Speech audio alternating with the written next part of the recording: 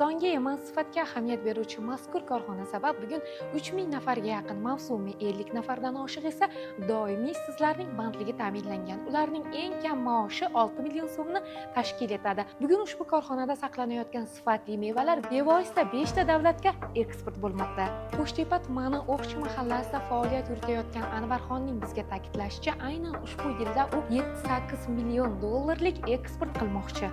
Muhtaram yurtboshimiz tadbirkorlar bilan ochiq muloqotlari bizga ilhom bag'ishlayapti. Yo'nalishimizni ham kengaytiryapti. Chet davlatlarga chiqishda oldin bitta davlat bilan ishlagan bo'lsak, mana hozir 3 ta, 4 ta davlat bilan ishlanyapti. Biz tadbirkorlarga yaratib bergan imkoniyati samarasi mana hozir Yevropa davlatlariga chiqdik. 3 ta, 4 ta, 5 ta davlatga eksport qilyapmiz. Kelajakda yana 5 ta, 10 ta davlatga chiqib eksport qilmoqchimiz. Umuman olganda muhtaram yurtboshimiz tadbirkorlar bilan suhbati menga va menga o'xshagan tadbirkorlarga samarali bo'lmoqda. Mana shunday ochiq muloqotlar negizida o'sib bormoqda biz.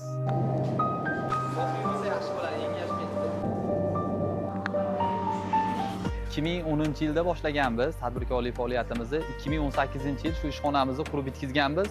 Kichikroq qilib qurilgandi.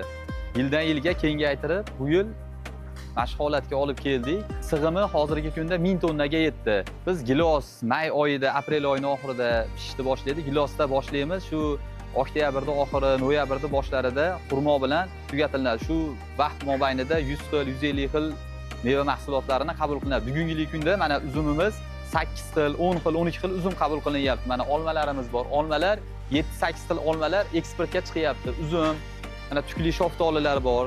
Uzum mahsulotlarimiz bugungi kunda Qozog'iston, Rossiya, Belorussiya davlatiga eksport qilinyapti. 2025-yilda 3 million dollar eksport qilgandik. Belorussiya, Rossiya, Qozog'iston davlatiga. Bu yil Xudo xolasa 6 million, 7 million eksport qiladigan rejamiz bor. O'tgan yili Germaniya davlatiga eksport qilgandik. Bu yil zakasimiz ko'proq. Germaniyaga ham 180-100 tonna eksport qilmoqchimiz.